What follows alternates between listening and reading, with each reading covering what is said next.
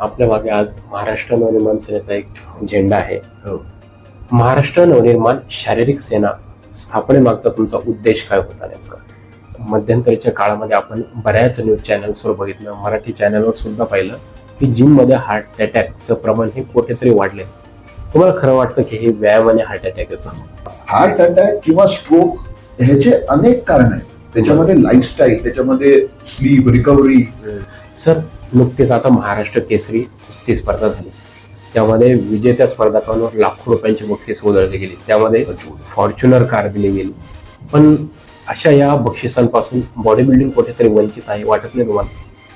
कारण बॉडी बिल्डरांना एवढं बक्षीस आजपर्यंत कधी दिलेले गेले नाही. नक्कीच वंचित आहे, नक्कीच मी म्हणेन वंचित आहे. बॉडी बिल्डिंग असोसिएशन खूप सारे झाले, या असोसिएशनच्या वादामध्ये बॉडी बिल्डर्स कुठेतरी भरडला जातो असं नाही वाटत तुम्हाला? नक्की. पण जसं क्रिकेटला लोकांनी डोक्यावर उचललंय तसं बॉडी बिल्डिंगला कधीच सुगीचे दिवस येतील. तर खूप वेळा कळतं की तू XYZ असोसिएशन मध्ये खेळतो, तुला इकडे खेळायला अलाउडच नाही. असे खूप आहेत की जे आमच्याकडे आलेले आहेत त्याच्या आधी पण.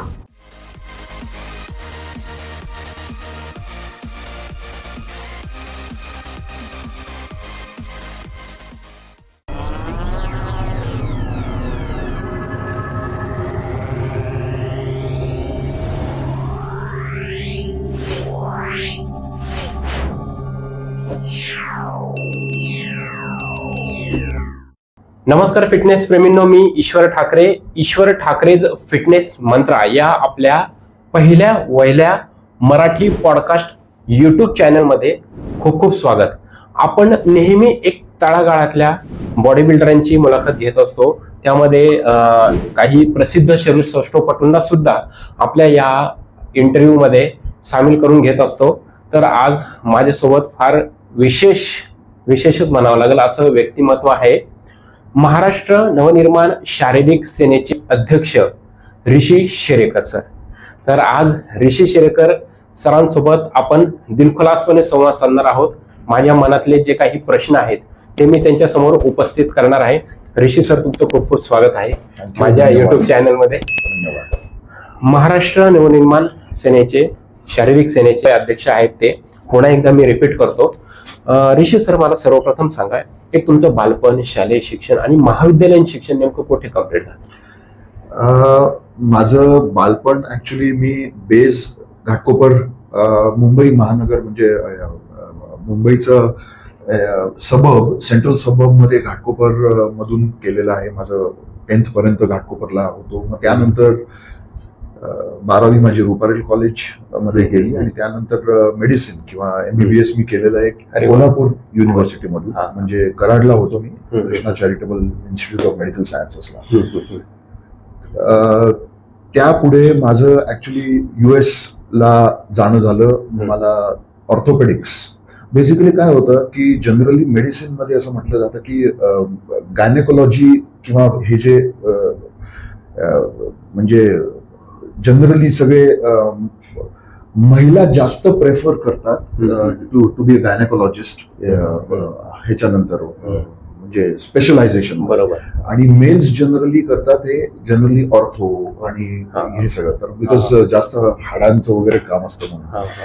तर मला ऑर्थो करायचं होतं. बट US ला गेल्यानंतर माझ्या मेडिकल स्कूलमध्ये सांगितलं की आय वॉज सो पॅशनेट.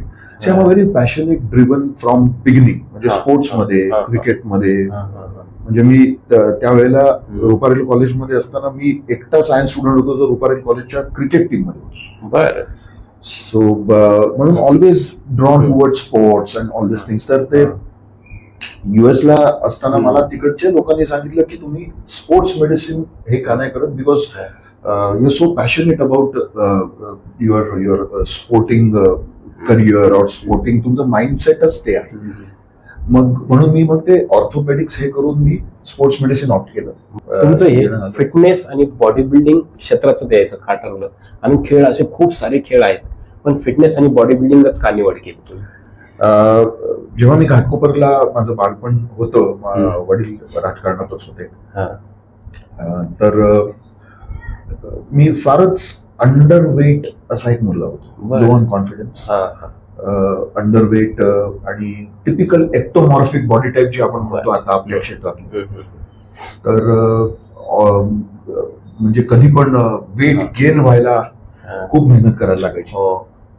तेव्हा भाई कदमांकडे वडिलांनी पाठवलं. वडील तेव्हा आमदार होते, मंत्री होते, आणि भाई कदमांनी सांगितलं की त्याला पाठवा, म्हणजे जरा व्यायामाचा सराव होईल, जरा चांगलं जरा ॲपेटाईट वाढेल वगैरे वगैरे वगैरे, आणि एक चांगलं he will gain much more confidence to be facing the world types of things. तर म्हणून मी तिकडे त्यांच्या मातृछाया जिम मध्ये, जे आमच्या घराच्या समोरच आहे, आजही आहे तिकडे घाटकोपरमध्ये, तिकडे जायला लागलो. आणि त्याप्रमाणे थोडं थोडं थोडं थोडं थोडं थोडं मला असं व्यायामाची हे, म्हणजे त्यावेळेला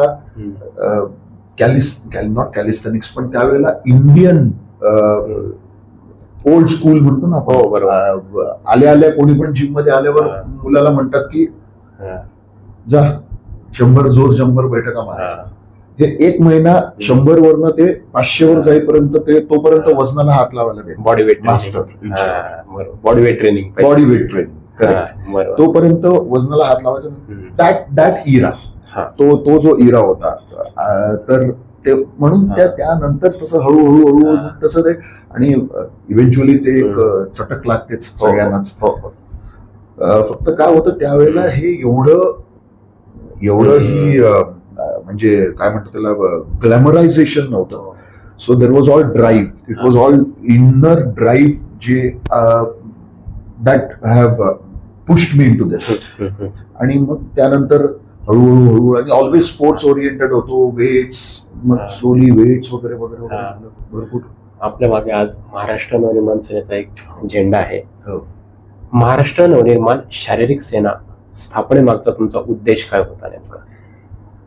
महाराष्ट्र नवनिर्माण शारीरिक सेना ही अंगीकृत संघटना, महाराष्ट्र नवनिर्माण सेने म्हणजे ही माननीय राजसाहेब ठाकरे यांची एक विजनरी, जे आपल्या सर्वांनाच माहिती आहे, महाराष्ट्राचे काय मी तर म्हणतो भारताचे एक विजनरी नेता म्हणून ओळखले जातात. त्यांचं हे विजन आहे की खेळाडूंना त्यांच्या हक्काचा एक जिकडे त्यांचे not only their problems, but there has to be a platform की त्यांना जिकडे ते त्यांचं हे सांगू शकतील, त्यांच्या व्यथा असल्या तर सांगू शकतील. It's just for the betterment, एक चांगल्या गोष्टी होतील. या अनुषंगाने माननीय राजसाहेब ठाकरेंनी ही अंगीकृत संघटना महाराष्ट्र नवनिर्माण शारीरिक सेना राईट ॲट द इन्सेप्शन, म्हणजे त्याला आता 20 वर्ष झाली, 18 ते 20 वर्ष झालेली आहेत, तेव्हा ही अंगीकृत संघटना महाराष्ट्र नवनिर्माण सेनामध्ये चालू केली. या अनुषंगाने म्हणजे खेळाडूंसाठी आणि त्यांच्या वेलफेअरसाठी, वेलबिंगसाठी, त्यांच्यावर कुठल्या प्रकारचे अन्याय न हो, त्यांना एक चांगला प्लॅटफॉर्म मिळो, त्यांना एक चांगलं एक लोकांबरोबर कनेक्ट होण्याचं एक चांगलं हे मिळो, त्यासाठी हे शारीरिक सेनेचं एक त्याचं इन्सेप्शन पासून त्याची स्थापना केली. कोरोना काळामध्ये शारीरिक सेनेचं काम हे प्रत्येकाने पाहिलेलं आहे, संपूर्ण महाराष्ट्राने पाहिलेलं आहे. सर, पूर्वीची बॉडी बिल्डिंग आणि आत्ताची बॉडी बिल्डिंग काय फरक वाटतो तुम्हाला? खूप आहे. काय म्हणजे पूर्वीची बॉडी बिल्डिंग मी म्हणेन टोटली एक टोटल गट फिलिंगची बॉडी बिल्डिंग होती ती, म्हणून मी बॉडी बिल्डिंग म्हणतोय. बिकॉज तेव्हा कुठच्या प्रकारचं सोशल मीडिया, कुठच्या प्रकारचं सेल्फी, XYZ या सगळ्या गोष्टी नंतर, म्हणजे मला वाटतं आता एक 10-20 वर्ष झाले, 20 तेव्हा एवढं हे 20 पण नाही, 10 वर्षच झाली. त्याच्या आधी हे ग्लॅमरायझेशन नव्हतं. इट वॉज नॉट ग्लॅमरायझेशन, फारच कमी. म्हणजे आम्हाला आठवतं, आम्ही बॉडी बिल्डिंग म्हणजे माझे अनेक जुने बॉडी बिल्डर मित्र जे आहेत, आम्ही कुठल्या त्यावेळेला बॉडी बिल्डिंग स्पर्धांमध्ये कुठे जाऊन आम्ही बॉडी बिल्डिंग स्पर्धा जायचो, बघायला जायचो. म्हणजे इट वॉज ऑल डिंजी, खूपच जास्त एक हे असायचं. म्हणजे महिलांनी जिमला येणं वॉज अ टॅबू. की जिम नाही आहे, जिम काय वजन हमको नहीं उठाना है किंवा हमको ये नहीं करना है वगैरे वगैरे असं असायचं. तर तेव्हाचं बॉडी बिल्डिंग पूर्ण गट फिलिंग वरचं हे होतं. आता बॉडी बिल्डिंग हे touchwood is a growing, it's a very very growing field. It's a very म्हणजे खूप ग्लॅमरायझेशन आलंय त्याच्यामध्ये. थोडंफार एक बॉलिवूडचे कॉन्ट्रीब्युशन आहे भरपूर त्याच्यामध्ये. एक त्याला म्हणतो ना, त्याचा एक दर्जा उंचावलाय, ग्लोबलायझेशन झालेलं आहे. आणि त्याच्यामध्ये मग बाकीचे सगळे हेल्दी एक total turnout, specially post corona जसं तुम्ही म्हणाला, स्पेशली पोस्ट करोना नंतर तर ते हेल्दी लाईफस्टाईल, लॉन्जिव्हिटी या गोष्टींना इतकं महत्व आलेलं आहे, which is a good thing to be honest. पण तरी सुद्धा मला असं वाटतं की आणि अजून वाढावं frankly. So it's a very, नक्कीच खूप फरक हो, कारण आता महिला सुद्धा आता या क्षेत्रामध्ये येऊ पाहत आहे. सर, एक वेगळा प्रश्न, प्रोटीन सप्लिमेंट्स बद्दल अजूनही समाजामध्ये काही चुकीच्या गोष्टी पसरवल्या जातात की ते शरीराला हानिकारक आहे, याबद्दल तुम्हाला काय वाटतं? हानिकारक, माझ्या मते हानिकारक असणं किंवा प्रोटीन हे हानिकारक कसं असू शकतो? म्हणजे प्रोटीन हा आता तर whey protein, P protein, east protein, त्याच्यामध्ये पण एक हे झालेले आहे. पण प्रोटीन जर तुम्ही व्यवस्थित तुमच्या बॉडीला, तुमच्या शरीराला किती प्रोटीन पाहिजे, पिरियड, तुमच्या बॉडीमध्ये तुमचं स्केलेटल मसल मास किती आहे, त्याच्यावर तुमचं लॉन्जिव्हिटी, त्याच्यावर तुमचं पुढचं किंवा आयुष्य तुम्ही कसं, हे किती नॉन डिपेंडंट आयुष्य तुम्ही हे करू शकता. हे आणि muscle, you have to have protein for muscle. म्हणजे ते आहारातनं असो ते, पण आहारातनं तुमचं प्रोटीन तितकं कन्सिस्टंटली एव्हरी डे, एव्हरी 24 तासामध्ये तुमच्या स्नायूंना मिळणं, steady stream of amino acids आणि प्रोटीन, हे प्रॅक्टिकली खूप डिफिकल्ट आहे. ऑनेस्टली खूप डिफिकल्ट, मी नाही म्हणणार अशक्य आहे, पण खूप डिफिकल्ट आहे. म्हणजे एक जनरली आपण जे म्हणतो, आपल्या सगळ्यांनाच माहिती आहे की 1 gram protein per pound of body weight, हे जनरल आहे. तर एक्झाम्पल 90 किलो आहे तर 180 pound, 170 pound, 170 gram of protein per day consistently घेणं, consistently is a main thing. तर आहार फक्त वुड बी अ लिटल एक जरा टास्क आहे. त्यावेळेला तुम्हाला प्रोटीन सप्लिमेंट्स किंवा प्रोटीन, व्हे प्रोटीन घ्या किंवा तुमचं प्लांट प्रोटीन घ्या कुठचं, ते तुम्हाला तिथे न्यायला, त्या हिट करायला, ते टार्गेट तुमचं पर डे हिट करायला मदत करतात. That's their main motive. Sir, एक मध्यंतरीच्या काळामध्ये आपण बऱ्याच न्यूज चॅनल्सवर बघितलं, मराठी चॅनलवर सुद्धा पाहिलं की जिम मध्ये हार्ट अटॅकचं प्रमाण हे कुठेतरी वाढलंय. तुम्हाला खरं वाटतं की हे व्यायामाने हार्ट अटॅक येतो? काय रिझल्ट असू शकतो? बघा, व्यायाम कुठचा केला जातो, कसा केला जातो, व्यायामाने हार्ट अटॅक येणं ऍब्सर्ड, म्हणजे ह्याला काही, त्याला सायंटिफिक असं बॅकिंगच नाही. व्यायाम अति केला असतो. म्हणजे आता मी फ्रँकली मी सांगतो, जी लोक जे ओल्ड स्कूल आपल्या म्हणजे 20 वर्ष, 30 वर्ष, 40 वर्ष व्यायाम करत आलेली आहेत, ज्यांना जनरली कार्डिओव्हास्क्युलर एक्सरसाइज मध्ये अरे यार वेळ जातो यार, हे जो म्हटलं जातं, आम्ही आमचा वेट्स करूया आणि we are happy with the weights टाईपचे जे असतात, तर त्या आपल्या सगळ्यांमध्ये एक प्रकारची थोडीशी तरी कार्डिओमेगॅली झालेली असते. म्हणजे आपले कार्डियक टिश्यू हा थिकनिंग झालेला असतो. पण that will not contribute to something like heart attack. Heart attack किंवा स्ट्रोक ह्याचे अनेक कारण आहेत. त्याच्यामध्ये लाईफस्टाईल, त्याच्यामध्ये स्लीप, रिकव्हरी, त्याच्यामध्ये वायसेस, तुम्ही बाकीचे काय सवयी, बाकी बाहेरचं तुमचं डाएट हे काय आहे, तुमचं जीवनशैली कशी आहे, तुमचं लाईफस्टाईल कशी आहे. फक्त व्यायाम करून तुम्ही तिकडे गेलात, बिकॉज व्यायाम करताना तुमचं हेल्थ चांगले नाही होते. फक्त तुम्ही व्यायाम करून आल्यावर तुम्ही काय फॉलो करता, एक कम्प्लीट एक हे आहे ते, म्हणजे तुम्ही म्हणू शकता in a nutshell it's a complete balanced तुमचं हे असलं पाहिजे. व्यायाम केला आणि ते अशा वेळेला काय होतं, म्हणजे हार्ट अटॅक व्यायामाने झाला, इज व्हेरी व्हेरी प्रिमिटिव्ह हा. थॉट. हे शक्यच नाही. बरोबर सर. नुकतेच आता महाराष्ट्र केसरी कुस्ती स्पर्धा झाली, त्यामध्ये विजेत्या स्पर्धकांवर लाखो रुपयांची बक्षीस उधळली गेली, त्यामध्ये फॉर्च्युनर कार दिली गेली. पण अशा या बक्षिसांपासून बॉडी बिल्डिंग कुठेतरी वंचित आहे, वाटत नाही तुम्हाला? कारण बॉडी बिल्डरांना एवढं बक्षीस आजपर्यंत कधी दिलेले गेले नाही.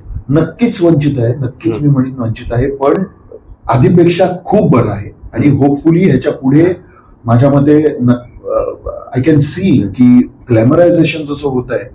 कारण की बॉडी बिल्डिंग, कुस्ती इज इव्हन, कुस्ती घ्या, कबड्डी घ्या, हे इव्हन मोर ग्रासरूट, म्हणजे टोटली मातीतले खेळ म्हटलं जातं. बरोबर. बॉडी बिल्डिंग मातीतलं तर आहेच, पण त्याच्यामध्ये थोडंसं एक ज्याला म्हणतो ना, तो स्पोर्ट आहे डिस्प्लेचा sport. That's a display sport. तुम्ही पॉवर लिफ्टिंगचं बेस असलेले पण बॉडी बिल्डिंग करतात पुढे. So it's a very display kind of sport. तर म्हणून ऑब्व्हियसली सगळ्याच स्पोर्ट्सना आता आधीपेक्षा भरपूर जास्त ग्लॅमरायझेशन येत आहे. त्यांच्या खेळाडूंना खूप जास्त प्रोत्साहन दिलं जात आहे, स्पॉन्सरशिप्स मिळत आहेत वगैरे वगैरे वगैरे. आता तर त्याच्यावरनं प्रो कबड्डी लीग्स उघडलेले आहेत आता. So everyone's the sport community और द स्पोर्ट इकोसिस्टम इज म्हणू शकतो तुम्ही उंचावत आहे. बरोबर. आणि डेफिनेटली मला हा विश्वास आहे की बॉडी बिल्डिंग सुद्धा ऑब्व्हियसली याच्यामध्ये जास्त येणारच आहे, प्रश्नच नाही. बॉडी बिल्डिंग असोसिएशन खूप सारे झाले, तर या असोसिएशनच्या वादामध्ये बॉडी बिल्डर्स कुठेतरी भरडला जातो असं नाही वाटत तुम्हाला? नक्की. पण जसं क्रिकेटला लोकांनी डोक्यावर उचललंय, तसं बॉडी बिल्डिंगला कधीच सुगीचे दिवस येतील? मला वाटतं असोसिएशन बघा, त्यांचं पण असं मी नाही म्हणणार की असोसिएशन ज्या आहेत त्यांचा पण काही ह्याच्यामध्ये काही त्यांचं जे म्हणणं आहे, त्यांचे जे काही मी नाही म्हणणार वाद, पण म्हणेन की जे डिफरन्सेस आहेत, जे ओपिनियन आहेत, मी परत सांगतो म्हणजे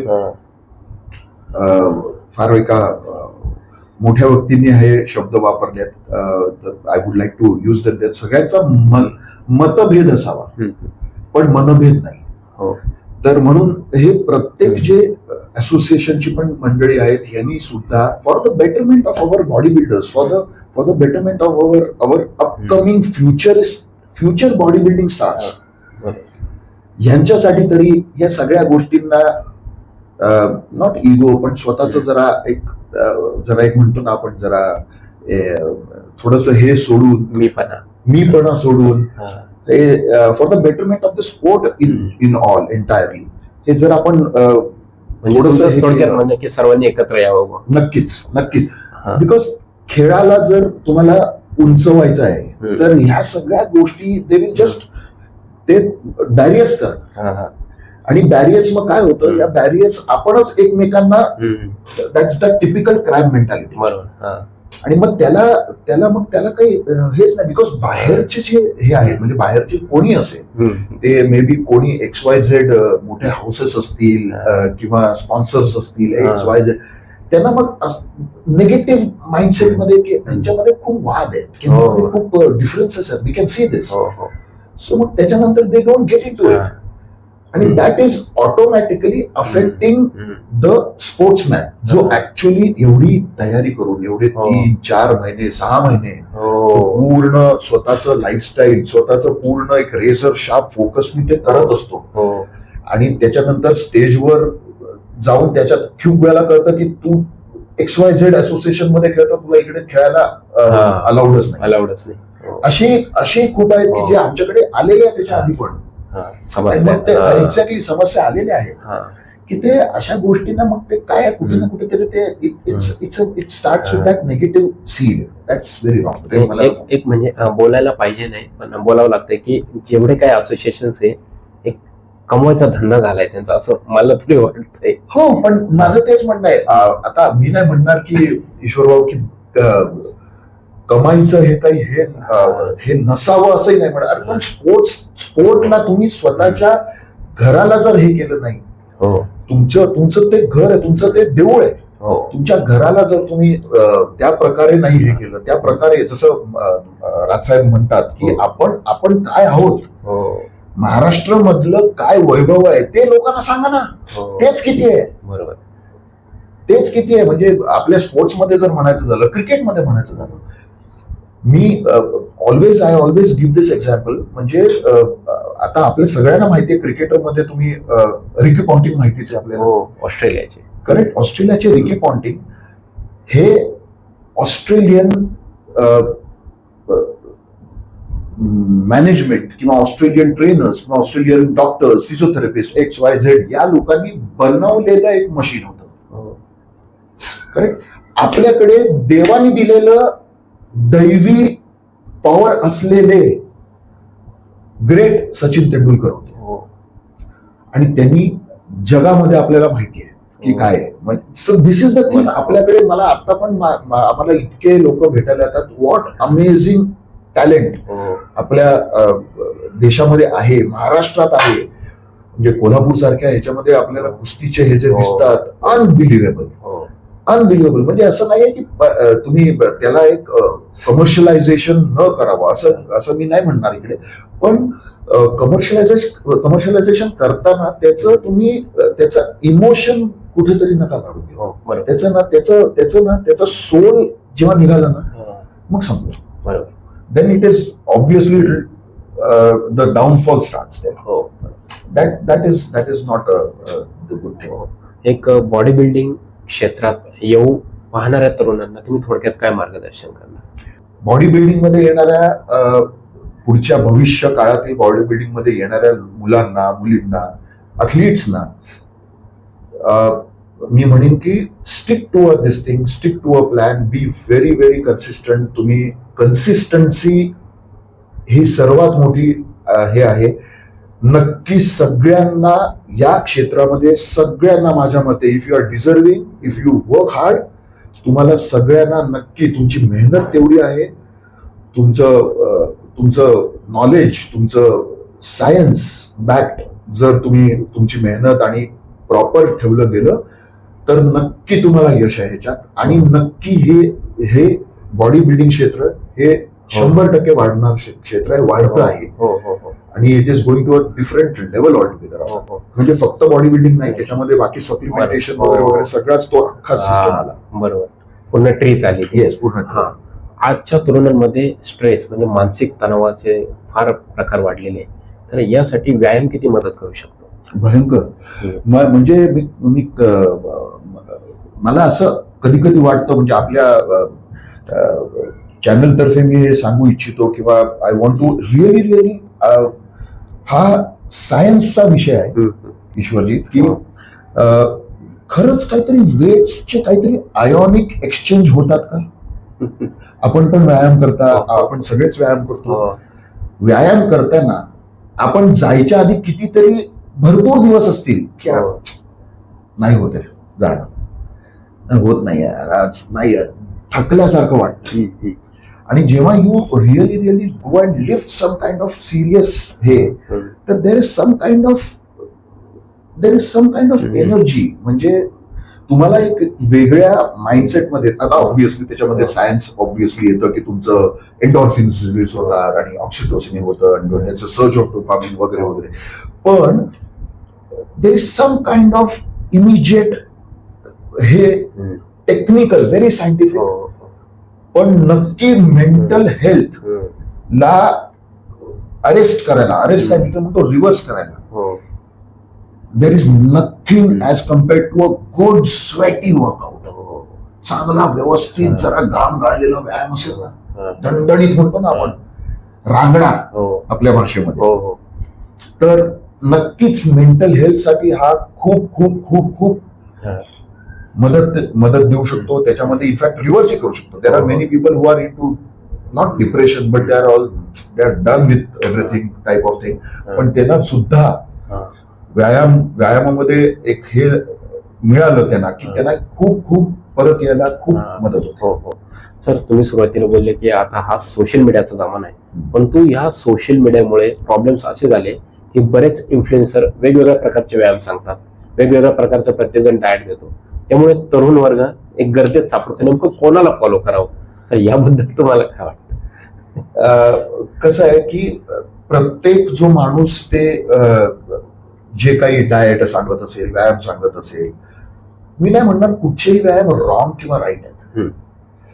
पण how much they work on you or they it's not working on you, तो जो बॅलन्स साधणं आहे ते तुम्हाला तो तुमचा जे कोच आहे, तुमचे गुरु आहे, तुमचे गाईड आहेत त्याच्यामधले, ही शुड बी, मी म्हणेन ही should be that experience, that scientific enough की to tell you which and how to do a particular हे, की हे अति झाल्यावर पण थांबायला लागतं. बिकॉज मी परत सांगतो, जर रिकव्हरी नसेल शरीरामध्ये, फक्त व्यायाम करूनच फक्त हे नाही होत, तर आराम असणं, त्याच्यामध्ये आहार तसा ठेवणं वगैरे वगैरे बाकीचे सगळ्याच गोष्टी आल्या त्याच्यामध्ये, तर ते तुम्हाला एक व्यवस्थित सांगणारे तुमच्या पाठीशी जे मास्तर, जे गुरु, जे कोच जे असतात, तर तुम्हाला तो रस्ता दाखवत असतात. तर करणं नाही करणं, यू हॅव टू बी तुम्ही स्वतःच असेस करून की बाबा ठीक आहे, पण आणि असेस करून पण असं नाहीये की फार आपण, it's a learning process, it should be a learning process, it's a very very joyful journey. म्हणजे खूपच चांगलं एक हे आहे. आजच्या ह्या स्पर्धेच्या युगात, म्हणजे या बॉडी बिल्डिंग स्पर्धेच्या युगामध्ये नॅचरल बॉडी बिल्डिंग करणं इझी आहे का वाटतं तुम्हाला? इझी नक्की आहे, पण एका लिमिट पर्यंत, कुठेतरी त्या एका लेवलच्या पुढे, एका लिमिटच्या पुढे ते जरा खूप अवघड होतं. नंतर खूपच अवघड आहे. पण आपण नेहमी ऐकत असतो की स्टेरॉइड्समुळे, हेवी डोस घेतल्यामुळे बऱ्याच बॉडी बिल्डरांना मृत्यूने गाठलंय, मृत्यूने कवटाळलंय. याबद्दल काय वाटतंय? तुम्हाला वाटत नाही बॉडी बिल्डिंगला एक स्टेरॉइडची कीड लागली कुठेतरी? स्टेरॉइडची कीड लागण्यापेक्षा अति स्टेरॉइड किंवा इलॉजिकली घेऊन, इलॉजिकली जे ऍडमिनिस्टर केलं जातं, इलॉजिकली कशाही म्हणजे कुठच्याही ह्याच्यावर, म्हणजे बेसिकली कसं आहे की आता खूप गोष्टी आहेत इंटरनॅशनली, लोक सायंटिफिकली कित्येक वर्ष करतायत हे, कित्येक वर्ष. फक्त बॉडी बिल्डिंगच नाही, तर इव्हन हॉलिवूड स्टार्स ते सुद्धा कित्येक वर्ष करतात. त्यांना कधी काही हे झालं नाही, टचवूड, त्यांना कधी काही मृत्यूचं किंवा कॉम्प्लिकेशन्स झालेलं आपल्याला तरी माहिती नाहीये. तर हे कसं आहे की तुम्हाला तुमच्या सिस्टम प्रमाणे, तुमच्या लाईफस्टाईल प्रमाणे, तुमच्या जीवनशैलीप्रमाणे, तुमच्या RXYZ प्रमाणे तुम्ही कशा प्रकारे आणि कुठचे सबस्टन्सेस, कुठचे कंपाऊंड तुम्ही रन करताय, या सगळ्या विषयी तुम्हाला मॉडरेशन कसं गाठता येईल, ते एक फाईन लाईन आहे. ती कशी तुम्ही त्या लाईनला क्रॉस नाही करणार, कारण की ते लाईन क्रॉस झालं की ते परत त्याच्यावर यायलाच तुम्हाला भरपूर, आणि that is the grey area, की त्याच्यामध्ये पण अनफॉर्च्युनेटली अशी गोष्टी घडल्याही असतील. पण आय थिंक की भरपूर त्याच्यामधनं एक समाज शिकत असतो, समाज बघत असतो. तर हे सगळं बघता बघता लोकांना ऑफकोर्स हे दिसतंय की if done scientifically, if done in moderation, if done properly, if done with a goal, with एक प्रॉपर तुमचं एक हे आहे, एक इंटेन्शन आहे तिथे हे करायचं, तर आय डोंट थिंक सो एक आणि स्टेरॉइडमुळे कोणाचा मृत्यू होईल असं इट्स अ व्हेरी वेग, खूप वेग आहे. अति केलं तिथे माती होणार. करेक्ट. आणि ते तर सगळ्यात, आता मी एक एक्झाम्पल सांगतो. आपण संध्याकाळी रोज, एक मी आपल्या मार्फत सांगू इच्छितो, रोज संध्याकाळी कोणाला तरी 2 महिने अगोदर ताप आलेला, एक एक्झाम्पल, आणि संध्याकाळी 4-5 वाजता क्रोसिन खायची सवय झाली. ठीक आहे. आणि तो रोज माणूस तो 4 वाजता क्रोसिन घेतो. एक दिवस त्याला क्रोसिन मिळाली नाही, तिकडे पण त्रास होणार. बरोबर.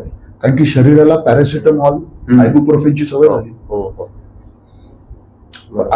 शिवर होणार. पॅरासिटामॉल सारखी गोष्ट पण ची सवय होऊ शकते. तेच म्हणजे अति तिथे माती. ते दिलेले तुम्हाला ताप त्या वेळेला घालवायला किंवा टेम्पररी रिड्यूस करायला, सायटोकाइन्स किंवा आपण म्हणू शकतो फिवर हे करायला, कमी करायला तुम्हाला दिलेलं आहे. पण त्याची जर सवय लावून टाकली तर तिथे सुद्धा तेच होणार आहे. अति तिथे माती, केमिकलच आहे ते. खरे. तरुणांना फिटनेस इंडस्ट्रीमध्ये करिअर करण्याची किती सुवर्ण संधी आहे? खूपच छान. म्हणजे आता फ्रँकली दिस कारण की एक फिटनेस क्षेत्रामध्ये आता ज्या प्रकारे सगळं ग्लोबलायझेशन झालेलं आहे, लोक म्हणजे बाहेरचे स्पेशली तुमच्या सोशल मीडियामुळे जग एवढं जवळ आलेलं आहे, सगळ्यांना म्हणजे इंटरनॅशनल ग्लोबल चेन्स असो किंवा ग्लोबल सप्लिमेंट इंडस्ट्री असो, त्यांना सगळ्यांना दे आर टार्गेटिंग आपलं इंडियामध्ये यावं असं त्यांना वाटतं.